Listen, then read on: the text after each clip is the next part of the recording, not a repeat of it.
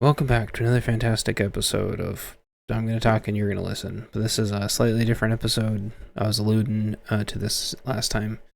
Uh, uh, we're gonna be talking to Grok. Grok is a Twitter AI. Please teach me the core principles about being a good tech lead. So this is if you've never talked to an AI before, I've been spending the last couple weeks talking to an AI because I've ran out of intelligent people to talk to for any length of time, more or less. And so I've been talking to Grok because, for all intents and purposes, Twitter's dead. And yeah, so you may not know what I do in real life. I allude to it sometimes. I've been an auditor, software QA, and BA on the business side and the IT side, and now I'm more or less a tech lead in everything except for actual job title. So, training budget doesn't exist, and it's thousands and thousands of dollars, and the tech lead certificates are really hit and miss. And so, I thought, why not talk to the Grok how to be a good tech lead. So I put in, I want you to create a course to teach me how to be a good tech lead. So here we go. It says, awesome, let's build a personalized tech lead mastery course tailored to equip you with the skills, frameworks, and confidence to excel as a tech lead. This course will mimic the practical, actionable focus of something like the Principal Dev Masterclass, but be delivered through our interactions, leveraging my ability to provide detailed guidance scenarios and iterative feedback. It'll cover the core competencies of a tech lead, technical expertise, leadership, communication, and strategic decision making while being flexible to your specific needs. Since I don't know your background, I'll design a general purpose course outline that's comprehensive yet adaptable. After you review it, you can let me know if you want to focus on certain areas, or adjust the pace or share context. Okay. I'll also include interactive elements like scenarios and exercises to simulate the hands-on practice you'd get in a masterclass. It says it's 4 to 8 weeks, which is pretty funny. But we're gonna see how we do. Course outline. The course is divided into 6 modules, each focusing on a tech lead competency. Each module includes core concepts, key principles and frameworks, practical exercises, reflection questions, and follow-up. You can work through the modules sequentially or jump to an area you want. I'll provide the first module in full detail below, and we can iterate from there. Module 1, the role of a tech lead. Objective: understand the tech lead's responsibilities and mindset, and define your leadership style. 2 to 3 hours. Oh boy. Topics: what a tech lead does and doesn't do, balancing coding, leadership, and strategy. Key skills: technical expertise, communication, decision-making, mentorship. Mindset shifts from individual contributor to team enabler. Oop, that's me. I'm the team enabler. Defining success, aligning team goals with business objectives, exercises. Scenario: you're assigned as tech lead for a team building a new feature with a tight deadline. The product manager wants you to add scope, but your team is already stretched. How do you handle it? Write or share your response and I'll provide feedback. Task: draft a tech lead mission statement, 1 to 2 sentences describing your vision for leading your team. Example: I empower my team to deliver high quality software by fostering collaboration, clarity, and technical excellence. Reflection question: what excites you about being a tech lead? What scares you? How do you currently split your time between coding, mentoring, and planning? What needs to change? Follow-up: in your next team meeting, observe how your current tech lead, if applicable, balances priorities. Note one thing they do well. We don't have a tech lead right now. Okay, let's start with the scenario. You're assigned as a tech lead for a team building a new feature with a tight deadline. The product manager wants you to add scope, but your team's already stretched. How do you handle it?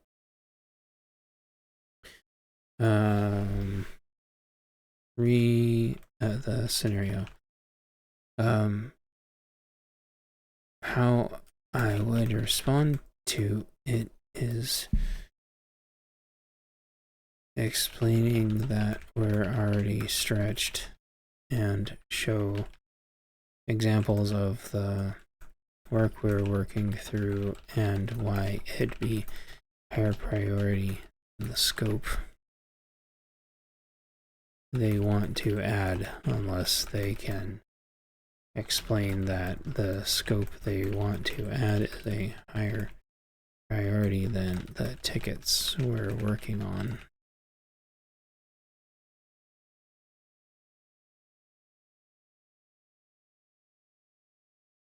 Holy Lord. Okay. Thanks for sharing your response to the Module 1 scenario.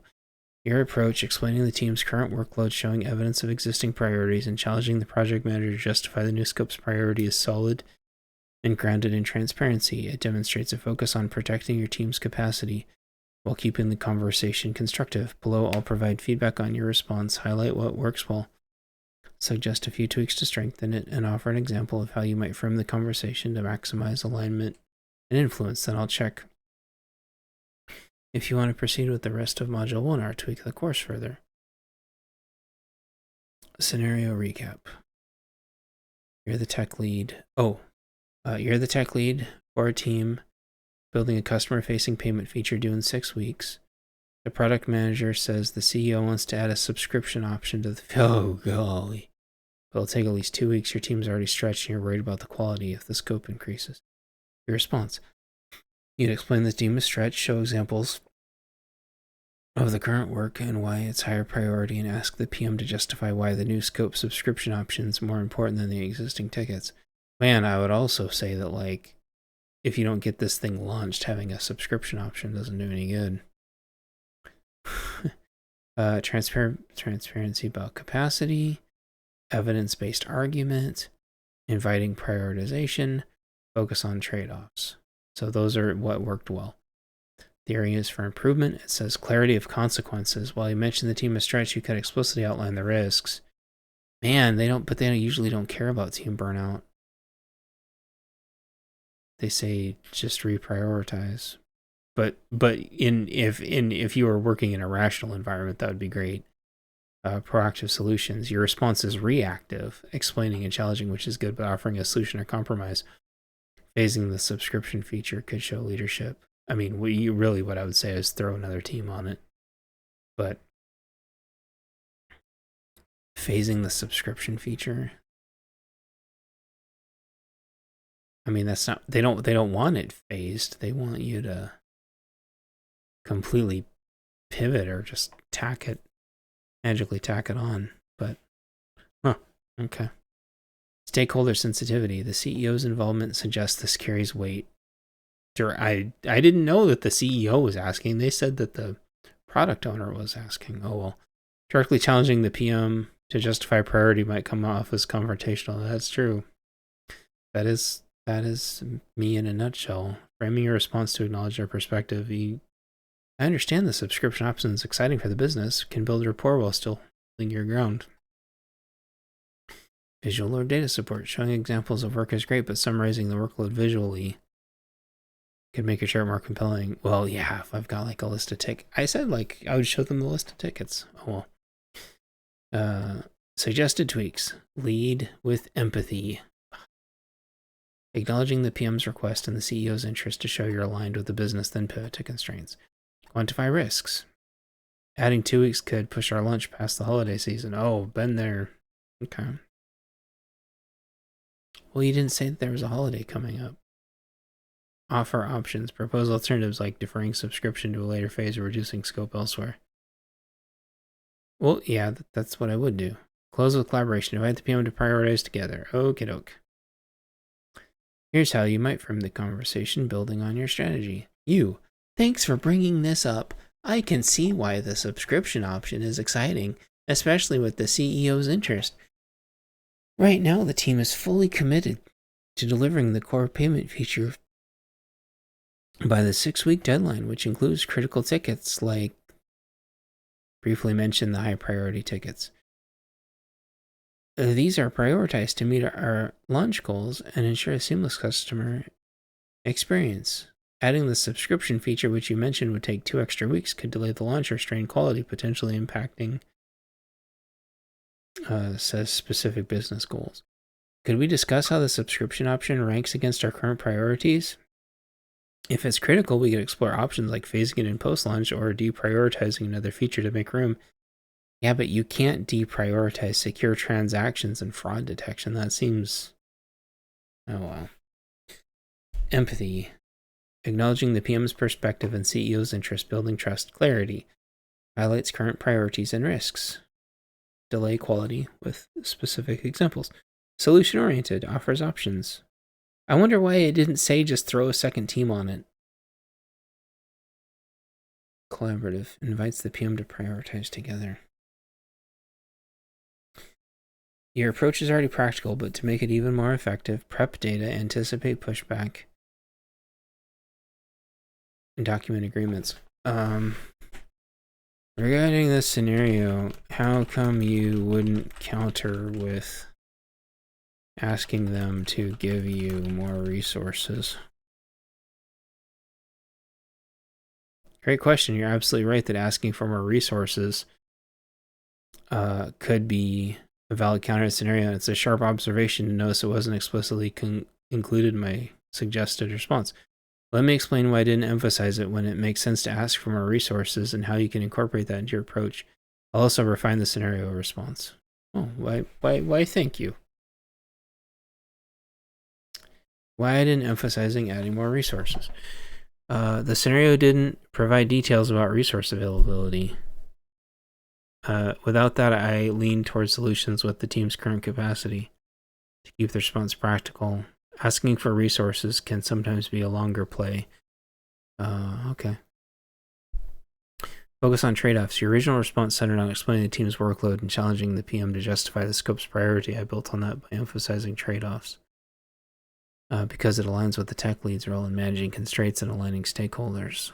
Adding for resources, while valid, shifts the conversation to external dependencies, which might dilute the focus on the immediate priority. The PM's request is driven by the CEO suggesting high visibility and urgency. Directly asking for resources could signal that the team can't handle the challenge within the existing means, which might undermine confidence in your leadership. Ouch. Especially early in your tech lead role. Proposing solutions within current constraints first shows resourcefulness, and you can raise resources as a secondary option. Realism in tech environments. In many organizations, especially startups or lean teams, additional resources are hard to come by due to budget limits, hiring freezes, or time constraints. I avoided assuming resources were available to keep the response versatile. However, if you know resources are a possibility, it's a great lever to pull. Damn, that's always the first thing I ask. I'm like, just give us more people. When to ask for more resources. Asking for resources is a strong strategy in the right circumstances. Here's when it makes sense. Feasible resource availability. You're in an organization with budget, headcount, contractor options, or you can reallocate team members from other projects. Longer timelines. The project allows time to onboard new resources. Critical business priority. The new scope. Subscription features non-negotiable and tied to major revenue. I mean, isn't that the whole point? If you're adding scope, you should add headcount. Like if you just keep absorbing work, I feel like that's a bad look. Team at breaking point. Your team's already overworked. Yeah, and adding scope without resource risks burnout, quality issues, or turnover. The problem is like they just don't care sometimes. Sometimes they do. Sometimes, dude, they'll throw people at it all day. Stakeholder openness. The PM or leadership is receptive to resource requests and values your input. On capacity planning. Well, yeah, they could. In this scenario, asking resources could work if the subscription feature is a must-have. You've already made the case that current priorities can't be dropped without consequences. You frame it in a way to deliver both the core feature and the new scope, aligning with the business goals. I mean, can't you just say that we didn't scope it and we don't even know if the vendor can do it? I guess that would, can the vendor, do we know if the vendor can even do it?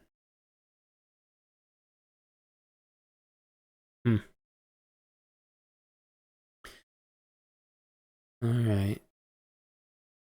So that when to not ask for resources, tight timelines, stakeholder resistance, lack of clarity. If you haven't made the case for why capacity is maxed, asking for more resources might seem premature or unjustified.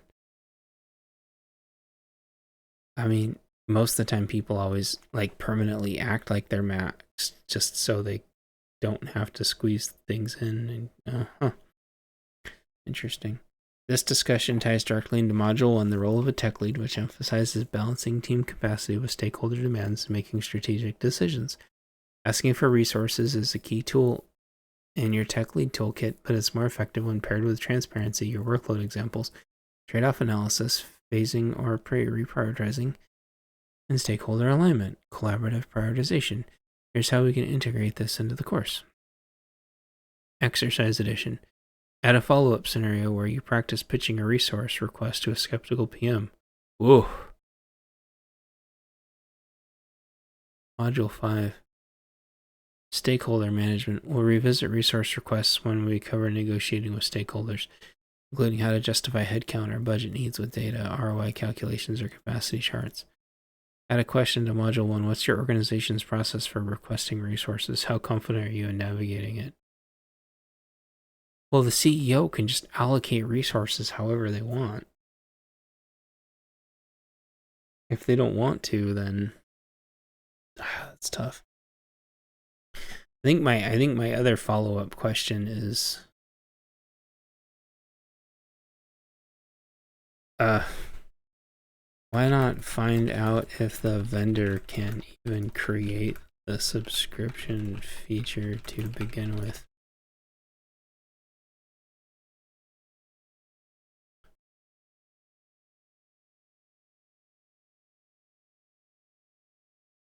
That's an excellent. Oh wow, it took a long time. That is an excellent point. I'm glad you brought that up. Checking whether the vendor or your team can even create the subscription feature in the first place is a critical step that should be considered early in the process. I didn't explicitly highlight this because the scenario assumed the PM's estimate of 2 extra weeks implied some level of feasibility assessment, but you're absolutely right that validating technical feasibility up front is a smart move for a tech lead. Let's unpack why this is important. When and how to check feasibility and how it integrates into your original approach and then revise scenario response. I'll also tie this back. Okay. As a tech lead, ensuring your team or a vendor of outsourcing can deliver the requested features is foundational to managing scope, timelines, and stakeholder expectations. Here's why validating the ability to create the subscription feature is critical. Avoids overcommitting. Promise a feature without confirming technical feasibility risks, setting unrealistic expectations which can erode trust with stakeholders or overstress the team. Identifies constraints early. The subscription feature might require specific expertise, example, recurring payments, APIs, database changes, tools, Stripe, Shopify, or infrastructure secure billing that your team or vendor lacks. Inform trade-offs. Knowing the team's capabilities help you propose realistic alternatives, example, using an off-the-shelf solution versus building in-house. See, that was the other thing. If you're building it internally, then I'd say, well, can we just use an off-the-shelf thing? Protects team morale. That's always my number one, is protecting team morale. Align with business goals. If the feature is technically complex or resources intensive, you can weigh its value against the effort and suggest simpler solutions. Yeah, I think that's what I would really try to do. If I had a chance to, if I wasn't getting ambushed and had a chance to think about it, that's what I would try to do. 2 extra weeks, how the heck? That's such an, how do you develop that and QA that in 2 weeks? Unless it's just something you can snap on that the vendor has. In the scenario, the PM's 2 extra weeks. Estimate suggests someone, perhaps the PM vendor, has ballparked the effort, but as a tech lead, you want to verify this. Yeah, because, like, how do you know they didn't just make that 2 weeks up because that 2 weeks is what sounds good to them? The subscription feature can involve technical complexity, integrating with payment gateways, handling recurring billing, ensuring PCI compliance, and updating the database schema. Team skills. Does your team have experience with subscription systems or would they need to learn the new tools and APIs? Vendor dependency. If a vendor is involved, do they have the expertise and what's their track record? Not checking feasibility could lead to a situation where you negotiate scope or resources only to later discover the features infeasible with the timeline or budget. Yeah. When and how to check feasibility before the conversation. Review requirements. Quick team check. Consult your team or lead developers to gauge their familiarity with the subscription system. For example, ask, have we built anything like this before? That would be the first question I would ask. Have you ever done this before? I mean, just the PM or the product owner just asking me, you'd think that they would know this stuff, but spike or research. If time allows, assign a developer to do a short spike, 1 to 2 days, to prototype or research the feature's feasibility.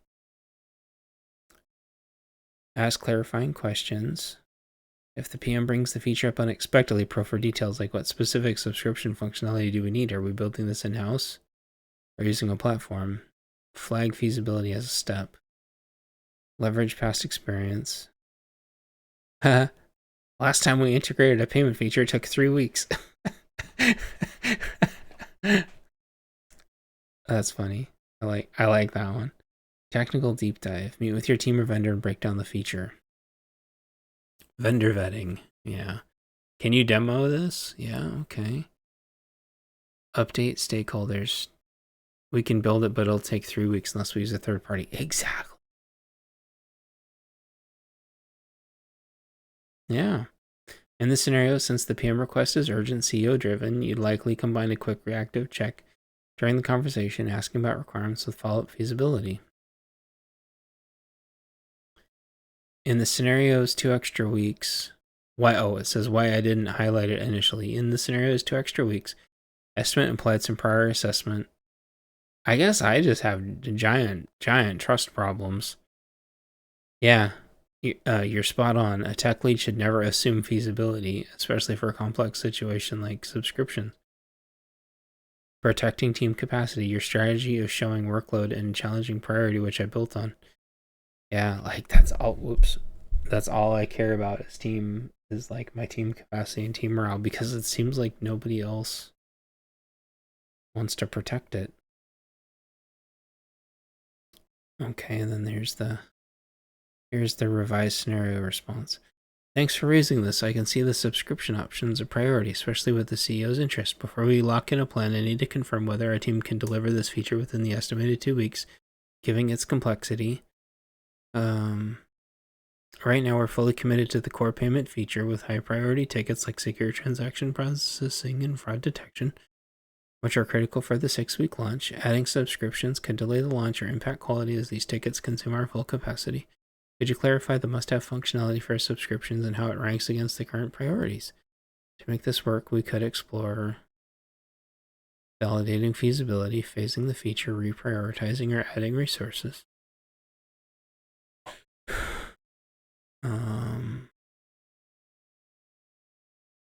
And then in validating feasibility, it says if it's more complex, we might need a third-party solution. And it recommends Shopify. Okay. So that addresses the feasibility. It builds on the approach and incorporates prior feedback. It has technical realism.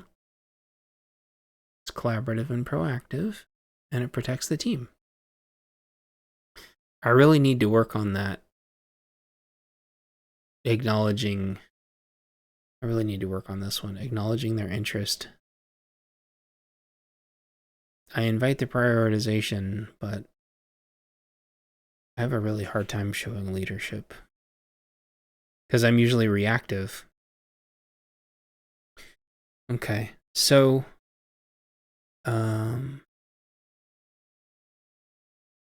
I think this is it for module 1. And so if you liked this, let me know, and I'll try to talk grok into doing a module 2. So I want to be a better tech lead. This is what I do all day now, along with some QA and BA stuff and a little bit of light auditing and audit support. But tech lead is really what I'm going for. So if you like this, let me know, and I'll keep talking to grok about being a tech lead. Talk to y'all later. Bye.